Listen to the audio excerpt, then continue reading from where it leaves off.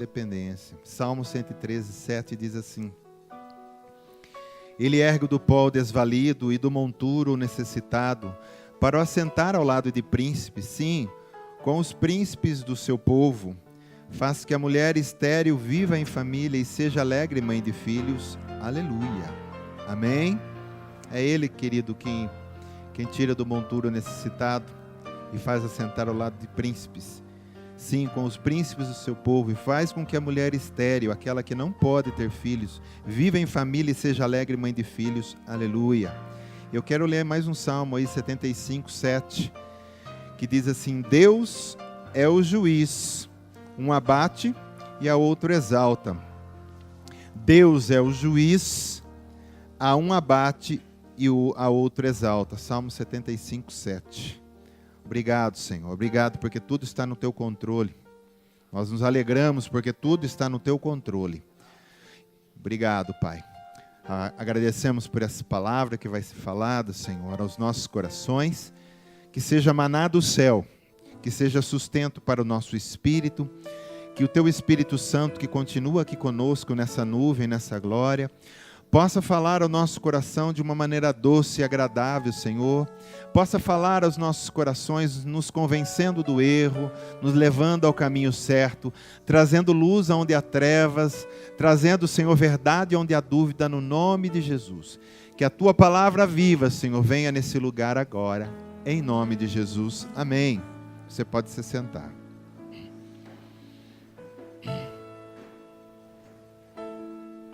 Glória a Deus. Aqui, querido, a palavra diz que é Deus quem abate um e exalta o outro. E também que é Deus quem tira o desvalido, né, do monturo, o necessitado, e faz assentar ao lado de príncipes. Então, tudo está no controle de Deus. A palavra do Senhor diz que a glória dele enche toda a terra, enche todo o universo. E é Ele, querido, que habita em tudo, que controla tudo.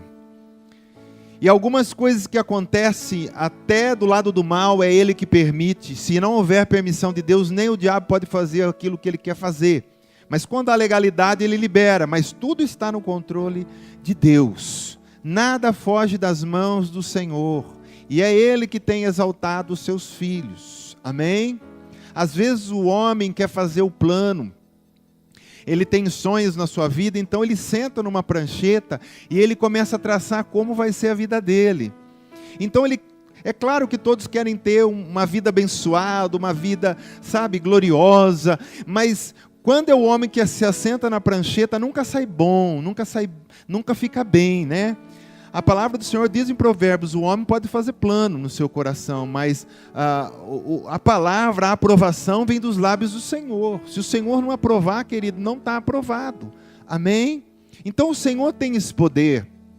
E o Senhor gosta de trabalhar assim, né? Ele olha para os corações humilhados, os corações quebrantados na presença dEle. Ele olha aquele que está necessitado e Ele aqui exalta. Ele aqui coloca no lugar que Ele acha que deve ser colocado. Então esse poder está nas mãos do Senhor. E às vezes nós queremos fazer um plano para nós nos exaltarmos e parecermos para os outros que nós estamos muito bem, e porque o plano que eu fiz deu certo, e olhem como eu me dei bem na minha vida. Mas não é assim que funciona se nós queremos andar com Deus. Amém? É Ele que senta na prancheta dele, e é Ele que vai escrever a sua história e a sua vida. Enquanto você estava na mão do diabo, você era a caneta do diabo. Agora que você entregou a vida para o Senhor Jesus, você é a caneta do Senhor. Amém? Lá em Coríntios, Paulo vem falar que nós somos as cartas vivas do Senhor. E no Salmo 139 diz que quando nós estávamos ainda informes no ventre da nossa mãe, Ele já escreveu a história no livro dele, a história da nossa vida. Então, nós temos que deixar Deus fazer. Não vamos atrasar aquilo que Deus quer fazer na nossa vida. Tá? Às vezes a gente entregou a vida para o Senhor, a gente pode, claro, não frustrar o plano do Senhor, mas a gente pode atrasar. A gente pode, sabe, atrasar tantas coisas que já poderiam estar acontecendo na minha vida, no meu ministério, naquilo que o Senhor quer fazer com você. Então é Ele que exalta, querido, e é Ele que abate. Tá? Ele tem esse poder, tá? Ele é que criou as regras do jogo. E ninguém pode dizer, eu não gostei, eu não quero assim, eu não vejo assim. Eu acho que tem que ser assado. Hoje todo mundo quer achar as coisas, né? Você vê no WhatsApp, você vê no Face, todo lugar. As pessoas querem achar como tem que ser as coisas. Não, porque tem que ser assim. Eu acho que tem que fazer daquele jeito. Não existe esse negócio de Deus. Querido, Deus está pouco ligando se as pessoas acham ou deixam de achar. A regra do jogo é dele. Jesus é o caminho, a verdade e a vida. Sem ele ninguém vai ao Pai.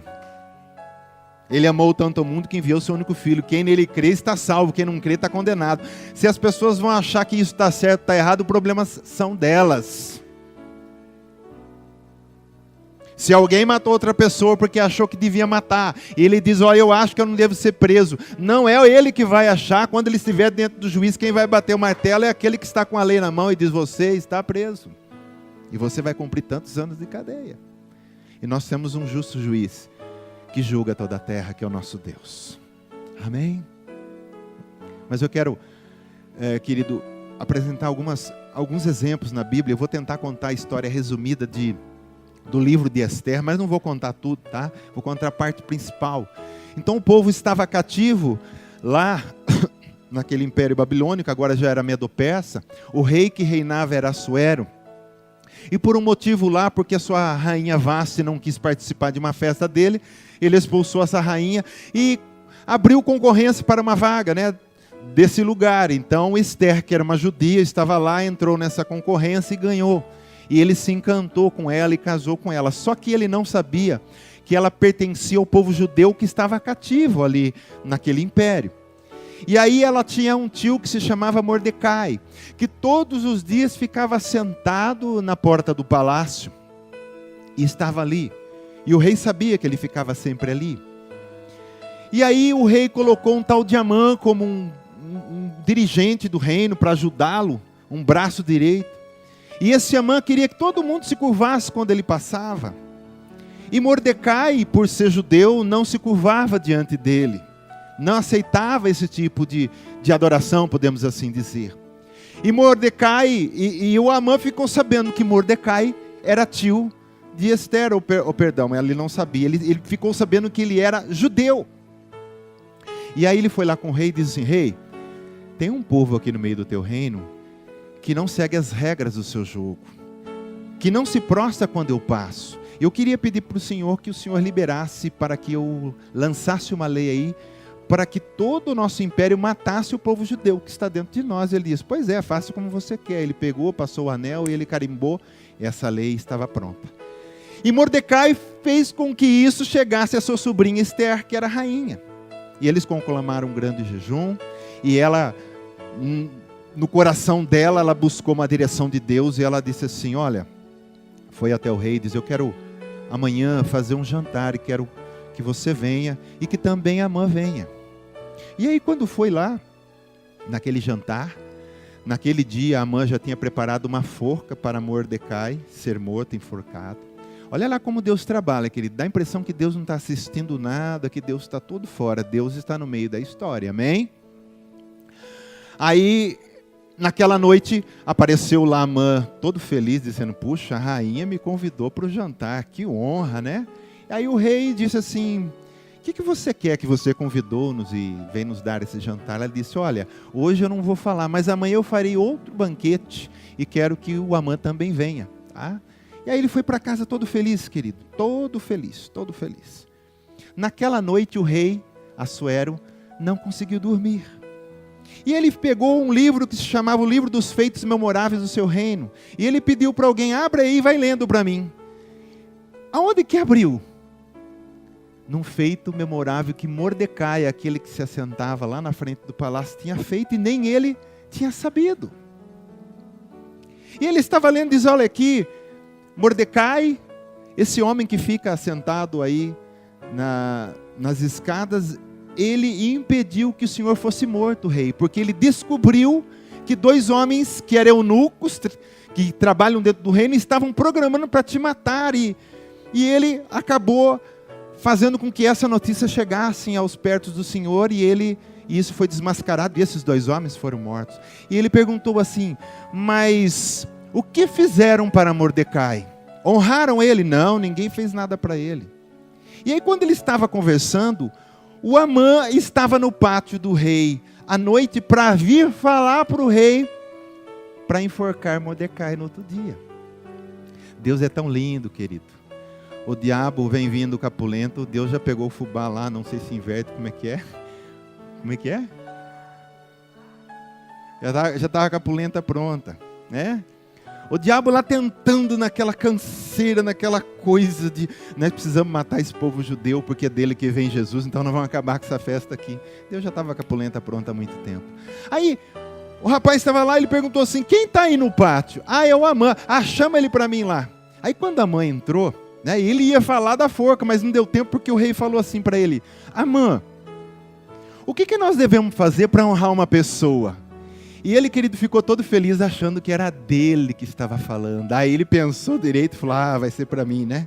O rei quer me honrar. Ele diz: ó, rei, o certo é que bota no cavalo que o senhor anda, que vista as roupas reais que o senhor tem, a tua coroa, e alguém vai puxando esse cavalo pela praça toda, dizendo assim: é assim que Deus faz a quem Ele quer honrar. Aí o rei disse assim: pois é, faça isso o mais rápido que você puder com o Mordecai. Aí, querido, eu acho que ele azulou, ele roxeou, ele vermelhou. Ele foi lá para falar da forca. E aí Deus tem um plano para honrar aquele que fica sentado na porta do palácio, aquele que ninguém dava nada. E aí no outro dia ele foi andando pela praça, imagina, ele disse que ele andava até meio coberto. É assim que Deus faz a quem Ele quer honrar. E ele andando com aquele que ele tinha feito a forca para matar. Aí acontece que na outra noite haveria o outro banquete. E ele chegou no banquete dizendo: alguma coisa de boa tem que acontecer nessa noite. E aí quando ele estava no banquete, ele disse: pois é, rainha, diga lá, o que você tem para falar? Até metade do teu reino, se você pedir, eu te dou. E eu já vi um monte de história na Bíblia que o rei fala isso e as mulheres não pedem metade do reino. Se fosse hoje, estava na roça. O Herodes também fez isso, né? Para filha de Herodias. É isso mesmo, Herodina? Não lembro o nome dela. Diz: ai, pede até metade. E ela foi pedir a cabeça de João Batista. Gente, essas mulheres daquela época precisavam ter aula com as mulheres de hoje. Precisava ter aula com as mulheres de hoje. E aí a rainha Esther disse assim: o rei, é o seguinte, eu sou judia. Ele não sabia, ele ficou também azulado na hora. Eu sou judia, pertenço a esse povo que está aqui no teu meio. E por que eu vim aqui e agora nós vamos morrer? Quando o rei ficou sabendo que ela era judia, ele ficou todo, né? O rei não pode voltar com a palavra, querido. O rei não pode voltar com a palavra. O que ele assinou, o que ele decretou, tinha que matar todo judeu, até ela ia ser morta. Aí ele sai para fora, querido, todo preocupado. Quando ele saiu para a varanda, o Amã viu que a coisa ia engrossar para ele. Ele pulou no divã dela, onde ela estava sentada, e se prostrou ali pedindo por favor para ela não deixar nada de ruim acontecer para ele. E quando o rei entrou, pegou essa cena. Aí o rei ficou bravo, falou: esse cara fez uma lei para matar o povo judeu, a minha esposa vai ser morta, e ainda disso ele está ali forçando a minha mulher. Ah, mas na mesma hora ele pediu para o eunuco: cobre a cabeça dele e leva ele embora daqui. Aí o eunuco que estava ali, acho que não gostava dele, disse assim: ah, rei, ele fez uma forca por Mordecai, para enforcar ele. O rei falou: pois é, então enforca ele nessa forca. E no outro dia ele foi enforcado, querido, na forca que ele fez para Mordecai. O Senhor exalta um e abate o outro. Ele tira aquele que estava na escada, que não era ninguém, para ser alguém. Se você ler lá no final, eu vou até ler para você, eu não marquei aí, mas está lá no Esther 10:3, vai dizer assim: olha onde chegou Mordecai. Aquele que só ficava sentado na frente. Querido, não importa o nível de vida que você tem, não importa as humilhações que você esteja passando, não importa o que falam de você, o teu coração tem que estar no trono do Senhor, rendido a Ele, porque com certeza, querido, nada vai sair do controle de Deus, mesmo que pareça que tudo vai dar errado. Aí diz assim, o cara que estava sentado na escada, o que aconteceu com ele? Diz aqui: pois o judeu Mordecai foi o segundo depois do rei Assuero. Depois do rei, era ele. e grande para com os judeus, e estimado pela multidão de seus irmãos, tendo procurado o bem-estar do seu povo e trabalhado pela prosperidade de todo o povo da sua raça. Alguém que não era nada, se torna o segundo depois no reinado. Querido, esses Amãs estão o tempo todo por aí armando para nós. Enquanto nós tivermos fôlego de vida, o inimigo vai sempre trabalhar contra mim e contra você. Ele vai armar cilada, ele vai tentar tirar você do caminho, ele vai colocar pessoas ao teu redor para desanimar, ele vai fazer o que ele puder. O que ele puder. O segredo é para você nunca se sucumbir em nada disso aí. Sempre estar ligado no coração de Deus. Sempre ser aquele que não se rende e não se prostra na mão, mas que fica firme no Senhor, aguentando as consequências. Porque o Senhor vai te livrar, o Senhor vai te exaltar. E a forca que fizeram para você, vai ser para quem fez para você. Amém? A gente vai para Saul, o primeiro rei de Israel. Um homem grande, disse que era um homem muito bonito. O ombro dele saía de todos os ombros do povo de Israel. Eu acredito que Saul era como o filho da Lourdes ali, um rapazão grande, forte.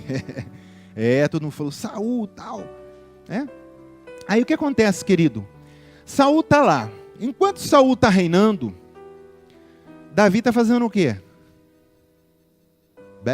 O que está fazendo? Cuidando das ovelhas. Parece classe de pré aqui, né? Cuidando das ovelhas. Nos montes, quietinho debaixo das árvores, com a sua harpa cantando, né? Grandes são as tuas obras. Não sei como é que toca a harpa lá. Se fosse na minha época, era um violão. Aí, estava lá todo feliz. Ninguém dava nada para Davi, querido. Nem Samuel, o profeta usado por Deus, quando foi ungir um novo rei. Saul era rei, mas Deus falou, já rejeitei ele, eu quero outro. Esse aqui não me obedece. E aí quando Samuel entra na casa de Jessé, o pai de Davi, começa do mais grande, vai descendo, passou todos os irmãos. E Deus falou, não é esse que eu quero. Tem mais alguém aí? Estava até esquecendo. Tem um lá no meio do mato, lá tomando conta das ovelhas. Pois é, chama ele. Aí quando Davi aparece, aquele rapazinho todo suado, todo fedido, cheirando ovelha, né? Cheirando mato, cheirando terra, tudo de pó. Aí ele chega, querido, mas é isso que Deus gosta, querido. Coração simples, coração humilde. Aquele que não é nada, mas Deus diz, é esse que eu quero exaltar. Esse que é improvável, esse que todo mundo diz não vai dar certo, esse que todo mundo diz, esse cara nasceu no mundo errado, é esse que eu quero. É o coração simples, é o coração humilde. E Deus diz para ele, olha, eu não vejo como você vê. Você vê o exterior, eu vejo o coração. E esse rapaz tem um coração que eu quero. Unge ele é rei. Então você vê que é essa troca.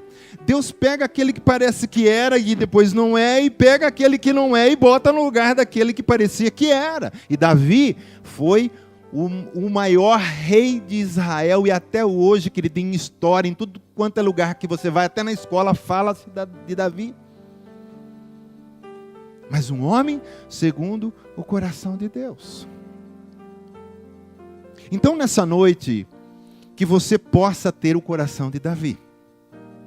Eu olho também para o Danilo, eu vejo Davi, um rapazinho ruivo, né? A Bíblia diz que ele era ruivo.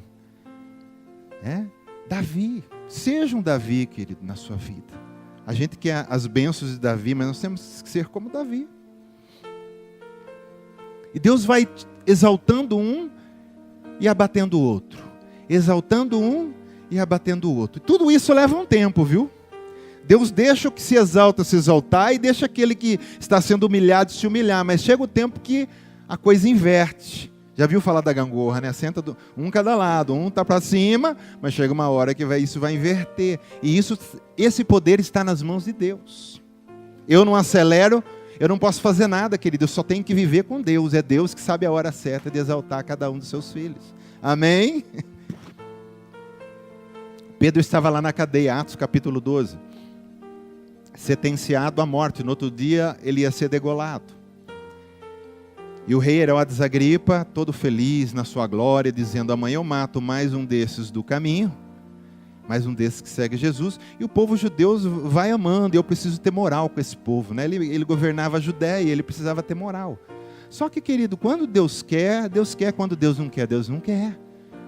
Naquela mesma noite, um anjo aparece ali onde Pedro estava, ele toca as cadeias se caem, o anjo vai andando, ele vem atrás, passam pelas sentinelas, ninguém vê Pedro saindo, as portas vão se abrindo, e diz que a porta que dava para a cidade abriu-se automaticamente, e eles saíram.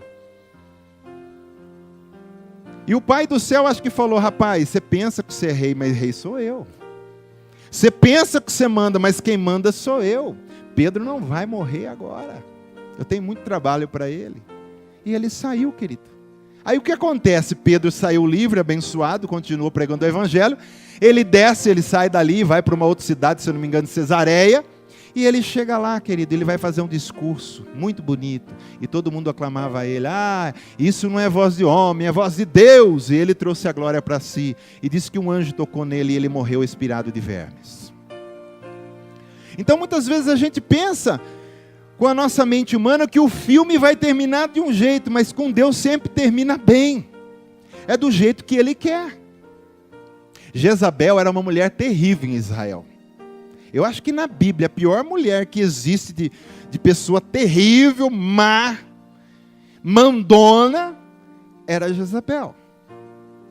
Por isso que Jesus vem lá em Apocalipse falar que tinha um espírito de Jezabel operando dentro de uma igreja. É o espírito de autoridade, de prostituição. E ela, querido, Elias matou os profetas lá, né, no Monte Carmelo. E ela deu uma notícia, ó, fala para o Elias que amanhã nesse mesmo horário ele vai estar morto. Aí Elias, querido, que tinha sido usado com tanto poder, aí deu uma afrouxada, né? Ele saiu triste, indo embora, indo para a caverna e dizia: eu quero morrer,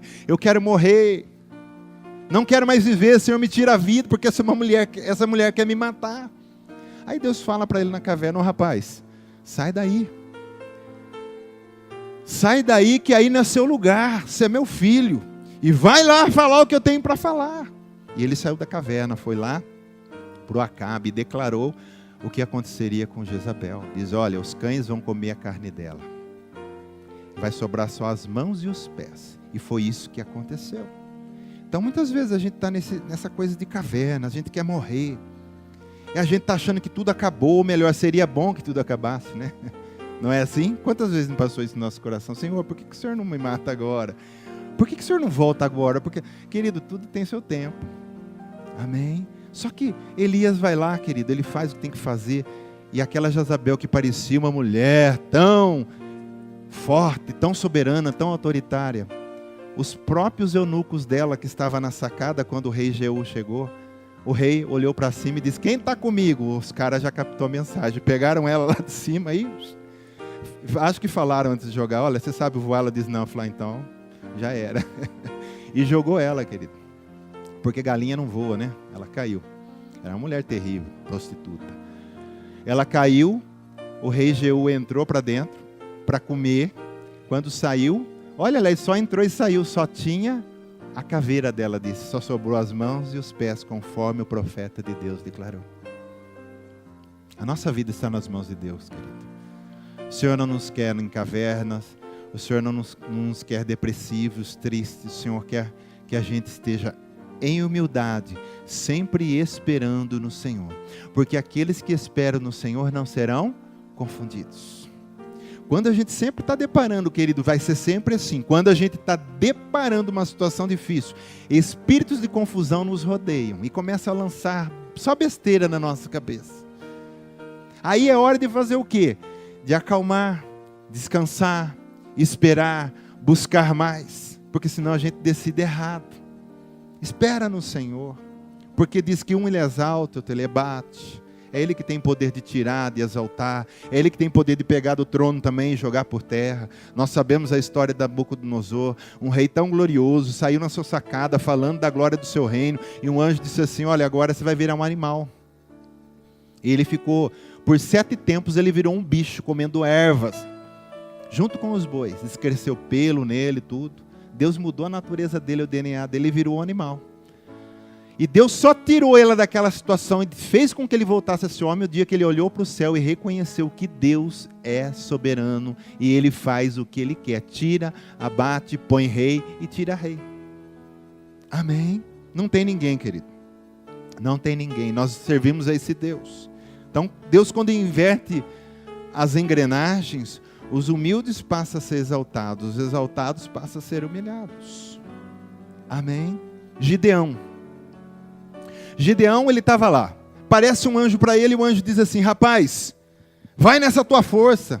Eu acho que ele deu risada e diz: ah, força, cara. Que força? Ele disse para o anjo assim, porque o anjo foi dizer que ele ia libertar Israel, né? Ser um libertador, um juiz. Aí ele disse para o anjo assim: a minha família é a mais pobre de Israel. Ó, querido, eles não tinham nada.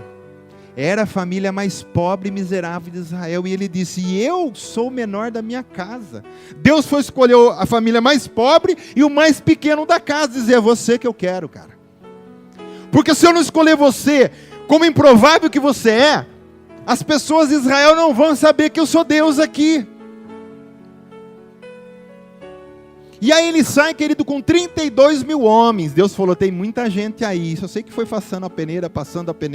Você sabe com quanto que ele venceu? Só com 300 homens.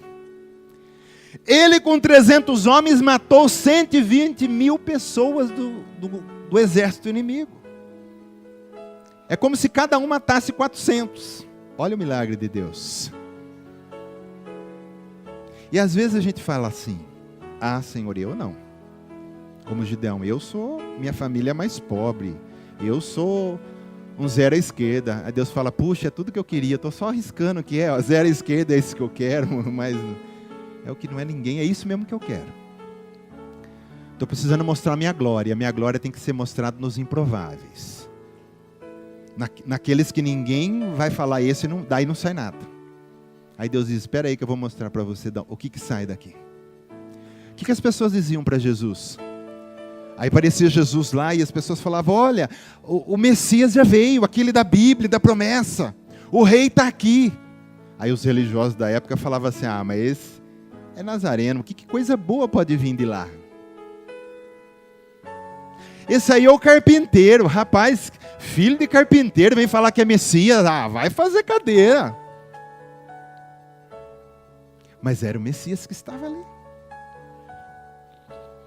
Jesus nasceu aonde, querido? Um castelo? Uma manjedoura.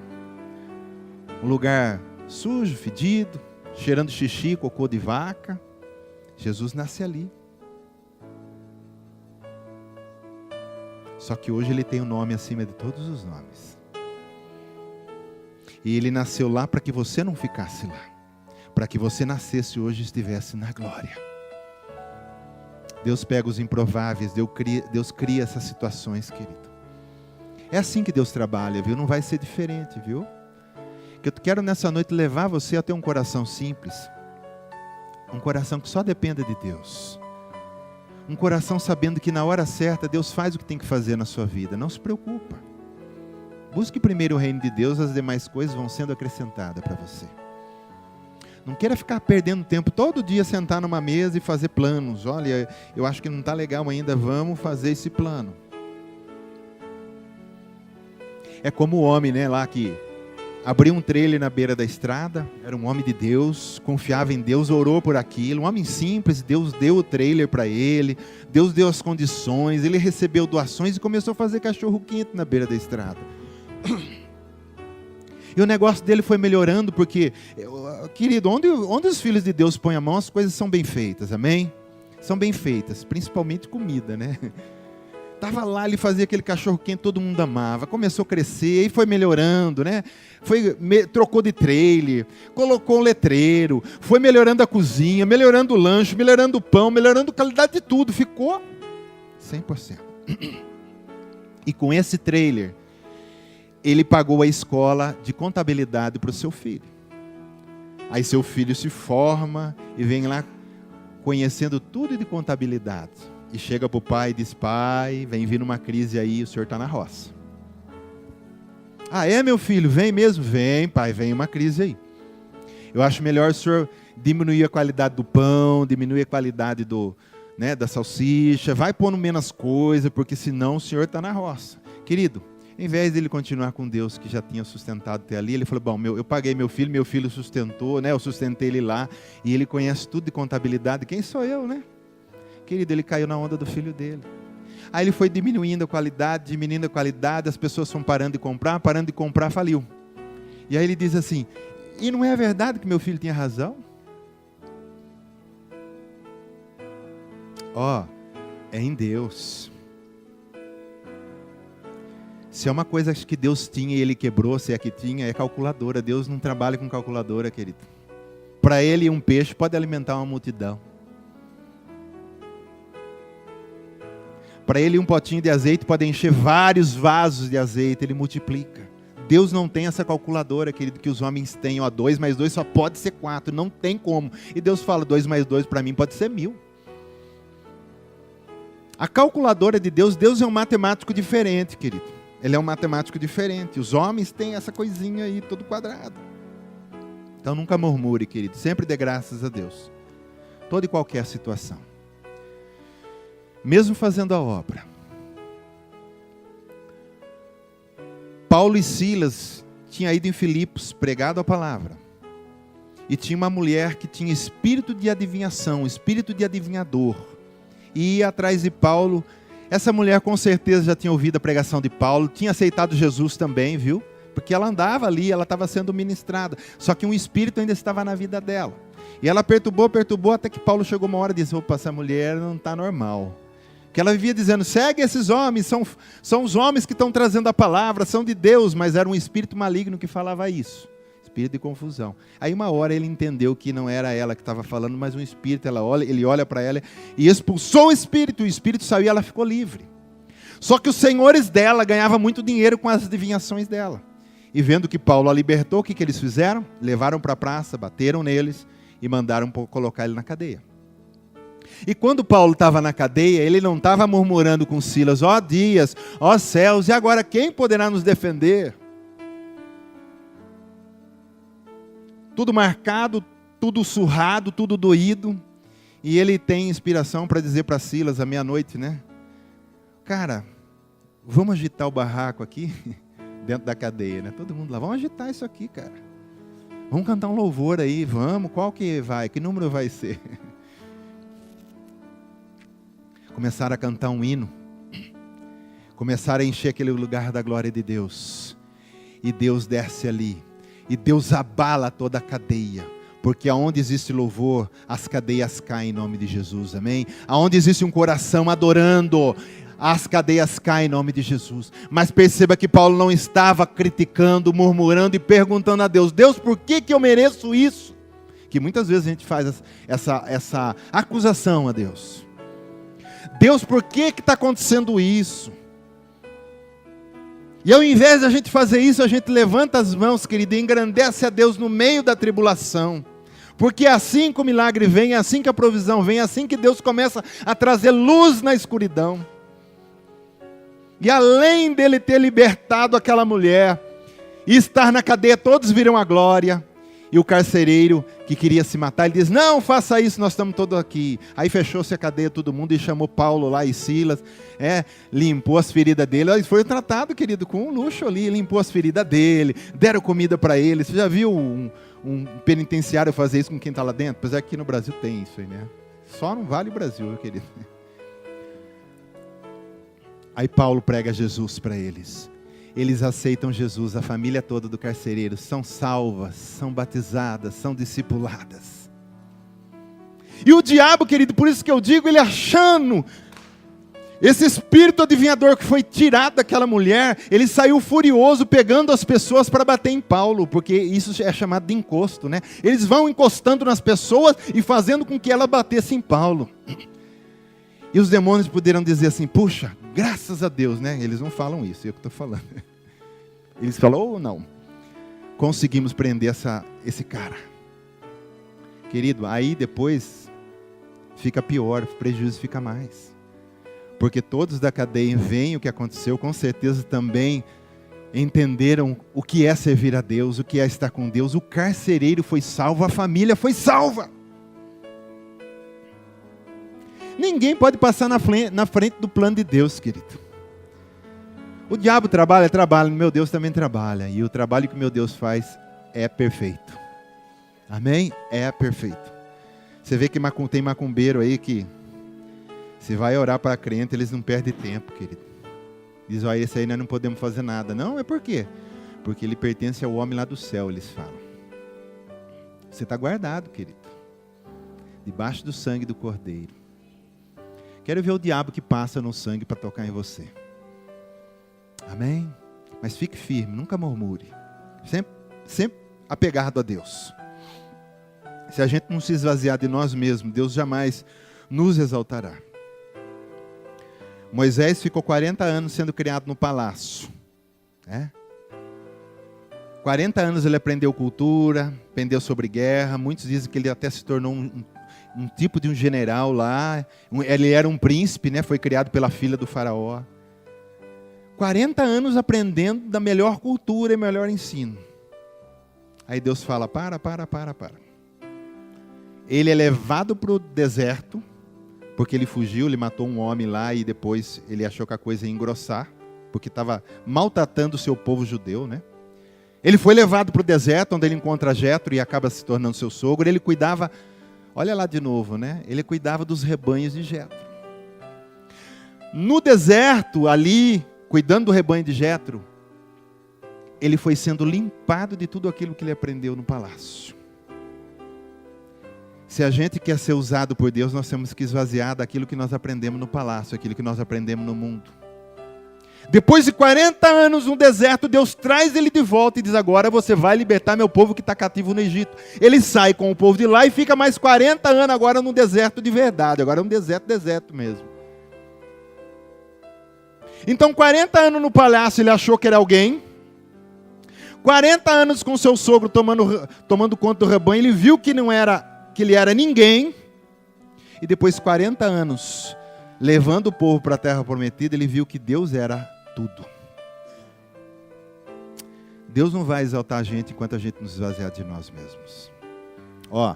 Ser liberto de demônio não é difícil. Porque não somos nós que fazemos. A gente fala em nome de Jesus e o nome de Jesus é autoridade. O difícil é nós sermos libertos de nós mesmos. Como que eu vou pôr a mão na cabeça de alguém e falar, sai ele dele mesmo agora? Não existe isso, é você. É o duro nós sermos libertos de nós mesmos. Demônio ser expulso, querido.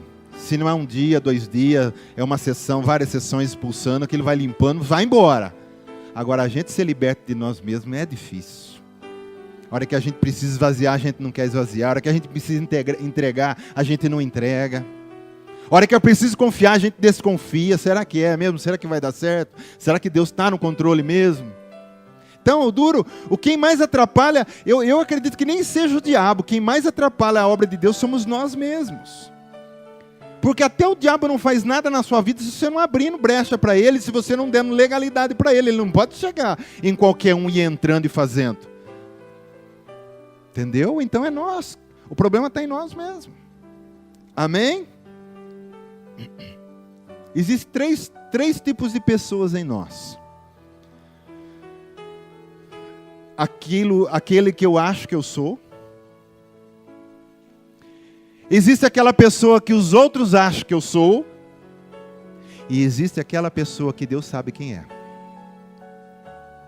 É isso que nos faz ser humanos e ter uma personalidade. Você tem consciência de você mesmo. Mas nem nós nos conhecemos do jeito que é preciso. A gente acha que a gente é uma coisa que a gente não é. A gente acha que a gente pode fazer uma coisa que a gente não vai fazer. Só Deus sabe quem você é. Então, quanto mais a gente reconhecer que a gente não é nada, quanto mais rápido a gente se humilhar, se entregar e se colocar por terra, esperar 100% no Senhor, mais o Senhor vai fazer em nossas vidas. Amém? Querido, deitar na cruz, diz assim, põe o prego aí e não sair de lá. Deixa Deus fazer. Você está entendendo? Dá para ser assim? Sim ou não? Com a força de Deus dá, querido. Nós vamos aprender para encerrar, que nós temos que aprender com o caminho da humilhação. Jesus andou pelo caminho da humilhação e foi exaltado. O que eu tenho que fazer? A mesma coisa, andar pelo caminho da humilhação para ser exaltado. Os discípulos eram tão arrogantes. A mulher sírio-fenícia, ela não era dos povos judeus, correndo atrás de Jesus, e Jesus veio primeiro para os judeus, né? Oh, Senhor, misericórdia, porque a minha filha está endemoniada. Você sabe que os discípulos cheios do Espírito falavam para Jesus? Senhor, manda essa mulher embora. Manda ela embora. Ela com uma filha endemoniada e eles mandando a mulher embora. Então, às vezes nós somos esses discípulos, que nós temos uma certa arrogância, e às vezes a gente não sabe se viver humilde. Aí está lá Jesus com o povo lá, todo ouvindo ele, morrendo de fome. Jesus despede essa multidão, manda embora. E Jesus dizendo, cabeção, não é assim, nós vamos fazer uma multiplicação de pães agora aqui, peixe, para eles verem a glória. Não, mas manda eles embora.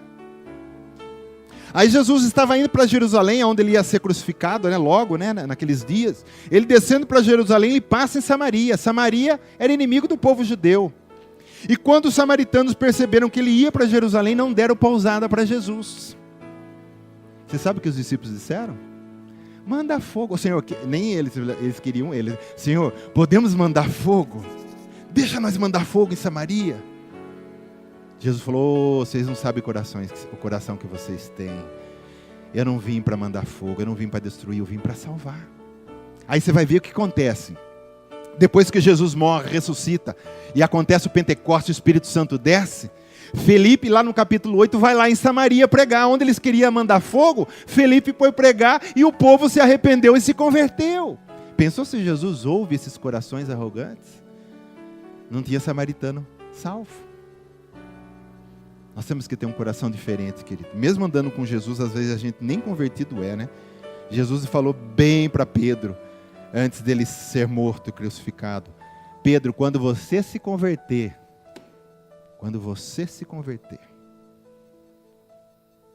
olha lá, Pedro não era convertido. Depois que Jesus é morto, o que Pedro faz, querido? Jesus disse assim para ele, ó, larga a pesca e vai pescar homem. Aí quando Jesus morre, o que Pedro faz? Volta lá para Nazaré e foi pescar peixe de novo. Vamos voltar para a vida antiga. Por isso que Jesus falou, você não é convertido, cara, mas eu vou pegar você. Amém, queridos? Glória a Deus. Que essa palavra fique no seu coração, né? Nós somos exaltados em Deus. Todo plano contra você não vai prosperar. Nenhuma arma forjada contra a tua vida, diz a palavra do Senhor, não vai prosperar. O inimigo, ele pode vir por um caminho, mas a Bíblia diz que ele foge por 7. Porque quando ele chegar em você, ele vai se deparar com o teu Deus, com o teu Salvador. Amém? Você é propriedade exclusiva de Jesus. Ó, exclusiva. Você é casa de Deus. Então você pertence a Ele. Então deixa Deus fazer do jeito que Ele quer fazer. Confia no Senhor. E o mais Ele fará. Vamos nos colocar em pé, querido.